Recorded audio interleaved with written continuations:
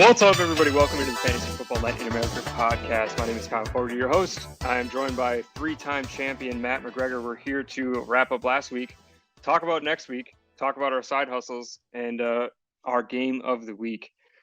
And thankfully, Matt, I'm actually really glad that you're on because you were Week 6's game of the week, and it also turned out to be a Monday sweat, literally a game of inches. Came down to Mike Williams, I think, getting a 7-yard reception in the very last. In what were they, in overtime or double overtime? Overtime. It was overtime, yeah, and it was unnecessary. Like they didn't even need to throw it to him at all. Like it was for a field goal, and they were already in range. So yeah, it was totally unnecessary. And Aaron scooped it up from under me. So that was a great equalizer for both of you guys. You guys both are now 3-3. You scored 81.8 to Aaron's 82.3. So by literally a half a point, Aaron ekes out the dub. Yeah, and that's not even out of range of stat corrections too. So you have to sleep with wondering if that's gonna change the next day. It didn't. And I'm fine with that. Yeah, I wonder why. We'll highlight that a little bit more later on in the show, but let's run through these last week's matchups. So in no particular order, we're going to start with what I thought was maybe our second game of the week for week 6. So myself versus Hackey. I ended up sorry, Hackey, but ended up you just got dominated. Overall, this moves Hackey to 3-3, myself to 5-1. Again, I do not know how I'm doing this when you look at the points for and the points against. I'm really getting lucky, but thankfully I had it in the bag going into Monday because I was waiting for Melvin Gordon, who actually I didn't watch the game at all, so I don't know really what happened here. I imagine he's hurt or something, but just scored 0.8. No, he's not hurt. What? It was like politics or something. Yeah, he came out on Twitter later saying, he was fine. Basically, he felt like he could help the team, but they didn't feel that way. So yeah, Why it's are a mystery. politics in football? That's not cool. That's not cool. It's like Hackey's team, Jamar Chase finally went off for him, but everybody else didn't. It's it was opposite week for Hackey, and that's why it didn't work out. Because his team was going off. I really think that my luck is coming to an end, and it might be next week, but we'll talk about that coming up here in just a little bit. Game of the week. Let's just run through what you guys did. So Matt versus Aaron. Kyler Murray still not really doing much. Aaron Jones been really quiet recently. I saw you threw in Eno Benjamin. Also didn't really do much, but had enough passing volume to actually get something on the board. 8 total fantasy points. Cortland Sutton, even though he was so hyped up preseason, just have not really seen him come alive. I saw you scooped up Rondo Moore 3 weeks ago. You've been kind of going back and forth with him, haven't you? Yeah, I think I dropped him, picked him up, dropped him, pick him up. But I played make up your mind. We'll see what happens. I had to do something because Olave was out late, and I had no options. Your bench is quiet. Yeah, the only other person you have left there is Geno Smith, and who scored anything worth noting, and it's just 2 points less than Kyler Murray. Yeah, all right, low scoring week for you, but and then Aaron Hurts Donut is really what I think his name could be the whole time. But Alvin Kamara finally had a decent game. Tyreek Hill, of course, a yardage machine. Michael Pittman Jr. seems to be back from that quad injury. Starting to really come online. But I'm sure that, Aaron, if you're anything like the rest of us, you were sweating quite a bit because you really wanted to win. And you're probably just lamenting over, why did I do Jake's defense? Whatever, over and over. But in the end, you finally got it with one completely pointless Mike Williams reception. And I still don't know. This is the second week in a row I've seen him sit Allen Lazard. And I think Allen Lazard, I was listening to fantasy footballers, they're saying in every game this year that he's played, he's either had 100 yards or a touchdown. Oh, yeah. But yeah, I guess I probably would have done the same thing. I think I probably would have played Mike Williams. He's got that big play potential. I mean, Aaron's in love with Mike Williams too. It's hard for him to say goodbye. I think it took him a while last year too. He had the huge start Mike Williams did last year, and Aaron scooped him up and didn't play him the second week because thought it was a fluke, and then then he played him third week or something and he just fell off. So Aaron's got a love but scary love. those first couple of relationship. weeks, yeah, those first couple of weeks, the first impression of the player, it's hard to just shed that for the rest of the year. But yeah, good job, Aaron, eking that out with by just half a point. So you guys are both at 3-3. All right, next game, Jared versus Tony. This is the one, Jared, I really hoped you would have just had a player and made this interesting, but honestly, somehow you actually got close. And this is, I think, his first, Jared, this is your first game of the year, scoring less than 100 points. Wow, I wonder what it's like. I wonder what it's like up there in the clouds. Nothing really to highlight here. I guess it's just Chubb was just really quiet.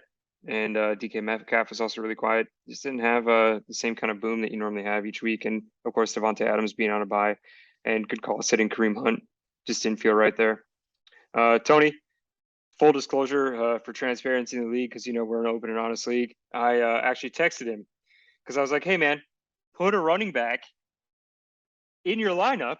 You actually have a chance to beat the giant Jared this week. What is your bad boy Zaddy? The fantasy Zaddy, whatever. I don't know. But you actually had a chance. And so Tony threw in Mike Boone, but I don't know. Why didn't he play? Is more politics? I have no idea. I also didn't really watch the game. I was just kind of like following the numbers. So why they sat Melvin, I have no clue, and why not Boone, I have no idea. But here we are. Jared gets another one. Loses 5-1 on the season. Tony to 1-5. Brandon versus Jason. Brandon moves to 2-4. Jason moves to 2-4. Another equalizing game. Brandon somehow survives the bipocalypse with flying colors. 116.6 points on the week to Jason's 80. Jason, I'm really sorry. For some reason, I actually have a soft spot in my heart for Jason because it seems like every week he always has somebody on the bench go off. And this week it was Chase Claypool, 7 receptions, 96 yards, and a touchdown through the air. That still technically wouldn't have made a difference, but in the end, Brandon takes this one home. And after piecing it together basically on the wire, like piecing it together, seriously, like he had like nobody left from buys. It's crazy. last game of last week, we had Phil versus Jesse. Jesse wins 114 to Phil's 93. Phil moves to 1-5. Jesse moves to 5-1. You can start to see now as we move into week 7 how the league is starting to separate out. Of course, Jesse had Mike Gesicki on the bench, scored 60, went 6 for 69 and 2, 21.9 points. I don't think we're going to see that from Gesicki for the rest of the year. But No. Yeah, Pro chasing that. What is it? Fantasy football, or I'm blanking on the name of my other software that I use. Fantasy Pros. Fantasy Pros, thank you. Yeah. Has Jesse actually rated as the in the power rankings, has him rated number 1 in the league for the rest of the year. So I'm interested to see how this goes. I think our final standing projections, show that too. Jesse is number 1, Aaron's number 2, Jared's number 3, Hackey's number 4. Me and Jansen are like the biggest fallers. I've slid 6 spots. He slid 7. You're gonna have to battle back. All right, and that was week 6. So with that, let's move into the side hustles. We'll start with pick them. So pick them was a lot of fun. Hackey and Aaron and I had a sweat Monday night, and I pivoted to the Broncos, knowing that everybody else is probably going to be on the Chargers except for fanboy Jared. I believe he was on the Broncos too, but I went with that, and each Aaron and Hackey and I switched our tie break like within hours, or not, if not minutes. Like I switched within minutes of kickoff from 40 to 43, and then Aaron and Hackey had 42 and 44. So like I had no chance, even though I caught up with my Broncos pick. I had no chance except for getting exactly on to win. And had I not switched, I would have won. Well, Aaron also switched from 39, so he would have beat Hackey if he hadn't switched. So everybody's changing had to happen in order for Hackey to get this win, but he did get the win, and it is his second win on the season. So he is the only person. We all have a single win. He's the only person with 2 wins. So currently he is $4 up on everybody else's dollar in the hole. I do have, I like, if you got the graphic up here, you can see, it's color coded there for green and and yellow are better than red, and I am the only person who does not have a red cell so far. And I know that really doesn't mean anything, but it does help me get to sleep at night when it's cold, and I drop my pillow on the floor and I don't want to have to pick it up, so it helps me go back to sleep. Okay, well And played. then Yeah, also, I suppose we should mention the eliminator here real quick since it's on the same graphic. yeah. Let me jump into that. Aaron picked that up. The last three remaining were, I believe, Aaron and Jared and Hackey. And Jared and Hackey, I don't remember who they picked. Whatever. Everybody owes Aaron $5, so send Aaron $5. Jared, Jesse, Kyle, I already did, and Abramowitz. Y'all gotta send Aaron those $5. That's a nice win there. Yeah, as I'm looking at the graphic now. So Aaron ended week 6. He picked the Rams, and Hackey and Jared picked the Bucks, and that was that final pick. I After was laminated in the very first week.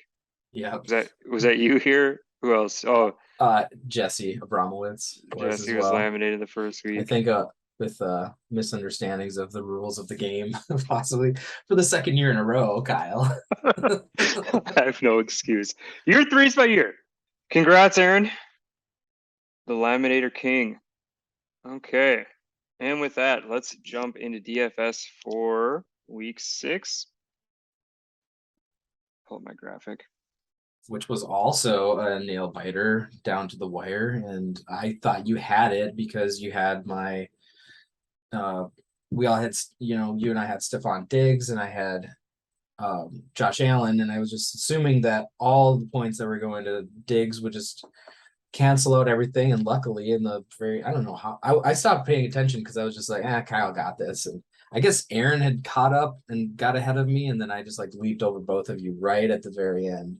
Yeah, so the So last I looked into DFS, I saw that there was 4 player minutes remaining, and I was winning, I think. And then when I tuned in again, all the games are done, and here, sure enough, you had won by 3 points. So let's just run through your lineup here quick. But congrats! I think, does this make you the winningest DFS player of the season? so yeah, I've got 3 wins, currently up $7, and you have 2 wins. Jared has a single win, and Aaron doesn't have a win yet, and neither does Hackey, but he just showed up, so Okay, he's got awesome. one week.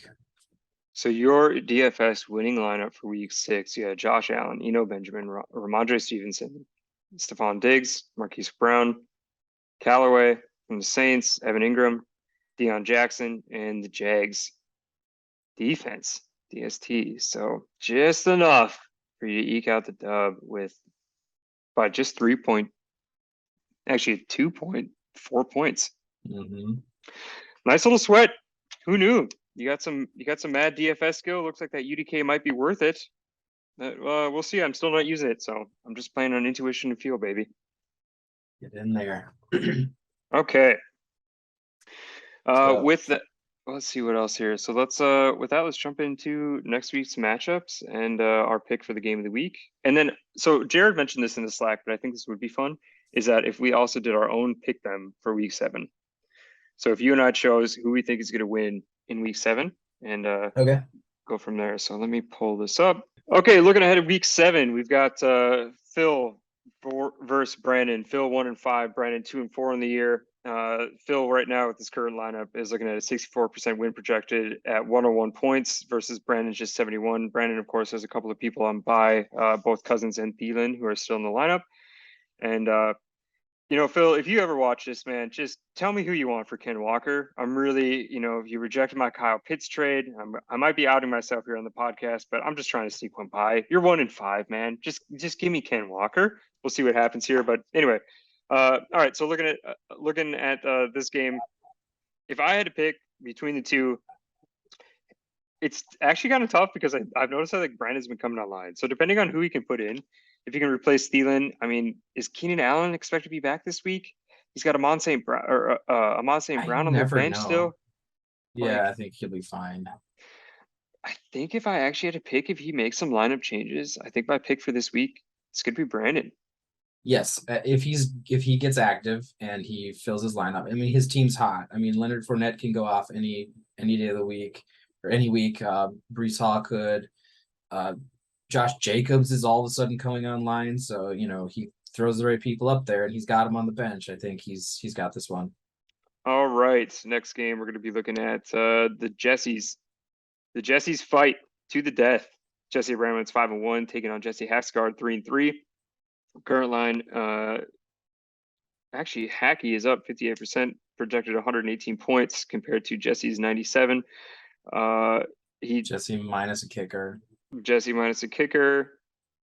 Let's see who else. Lamar Jackson obviously projected at 25. And geez, this one's a close one too.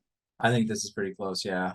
Oh, because Jesse Abramowitz has Justin Jefferson on bye. And AJ Brown. Yeah, I mean, I think I'm going with Hackey on this one. He's at full strength. I think he's got this. All right, good luck both Jesse's. Jesse Abramowitz, make some lineup changes, get yourself a kicker, and we'll see these lines equalize. And it looks to me like Abramowitz picked up the Jets defense, which is actually a little sneaky move. I was looking to do the same because sorry, Jared, but Denver absolutely sucks this year, and they're never going to be. It's not going to be good. Anyway, all right, moving on. Don't kill me, Jared. Next game of week 7, we got Jason versus Jared. Jason, of course, 2-4 in the year, and Jared 5-1. The league's, crowning achievement this year. But if I had to pick between the two, of course, I'm going to pick Jared. Austin Eckler's, he's at full power except for his quarterback. Josh Allen's on bye, and he looks like he picked up Derek Carr as his streamer. Yeah, he's down Josh Allen, he's down Devonta Smith, but I just don't see much getting in the way of this lineup. No, and Jason's got to be able to just replace. He's got Gabriel Davis on bye as well. Yeah. But Claypool's on his bench. Yeah, nothing. I don't know. No, he's got the hamstring injury. I think Damian Harris is still out. He's questionable. Yeah, I just didn't know if he's going to be coming back this week or not. Who knows? I don't trust hamstring injuries. You know who would have fit real well there? Dameon Pierce. Yeah, we're going to talk about that in the waiver report. But yeah, okay. So my pick between Jason and Jared. Yeah, you got it. Good old religious trinkets. Next game, we got Aaron versus Tony. Aaron sitting at 3-3 after beating you last week. Tony moves to 1-5. Yeah, this week is Tony's apocalypse. Yes, it is, and he's on the road, so I don't know how into fantasy he's going to be. He's heading down to South Dakota, and yeah, this might be a pretty easy week for Aaron. So my pick's going to be Aaron. Singletary, Cup, Dallas Goedert, all three of them on bye this week. DeAndre Swift could come back, hopefully. Oh yeah, we'll see. And then Aaron, Aaron's pretty much at full power aside from Jalen Hurts being out. Yeah. Huh. But he's got the Tua Tyreek super stack, so we'll see how that works out. Good streaming option there, I'd say. So in the end, of course, Aaron, I think you're going to win this handily. I don't think we have any disagreements here. So far, we're in agreement on all the picks. Cool. And then comes us. And then comes us. So we were talking about in pre-production, we think that, although we're the ones doing the show this week, we think that this one's going to be the game of the week. Looking at the history, what is our record, Matt? 6-1, I believe it was. 6-1. I've beat you 6 times, and you beat me once. So friends nonetheless.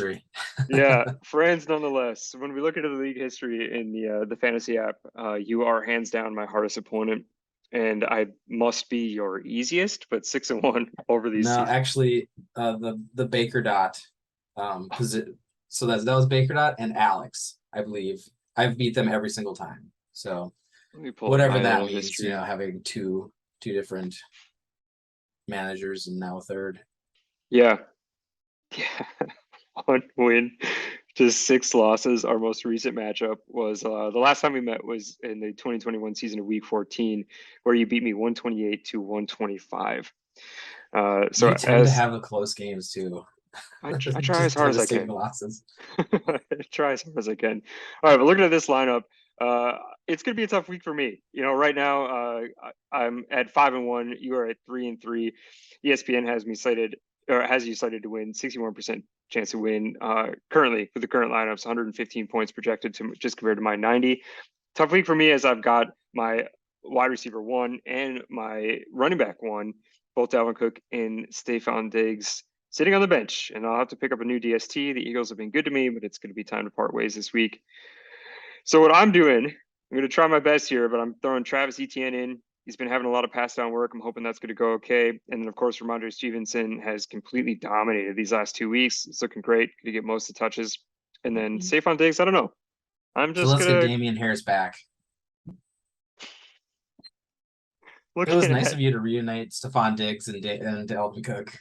Yeah. Oh, that's right. Yeah, both of them on my bench. Previous Vikings. Well, I guess Dalvin didn't move, but so I picked up Brandon Ayuk. I was let's talk about this here in just a little bit on the waiver, but I was pretty upset with how that all shook out. And of course, I'm out here in Florida, so I woke up nice and early before everybody else just to see that you scooped up the one guy that I wanted. And sure enough, I'm going to be playing against him this week. Yeah, Well, you scooted up the other guy I wanted, so you wanted Ayuk? he was one of my priorities. He was my second priority this week. But that's I had more priorities, but Hackey scooped every single one of them up. So Yeah, okay, let's talk about that next. So in the end, I'll adjust my lineup. We'll see where this all, falls together here by Thursday night kickoff, and I got to make sure I change my team name. But in the end, of course, I'm gonna pick you. I'm nothing without Stephon Diggs.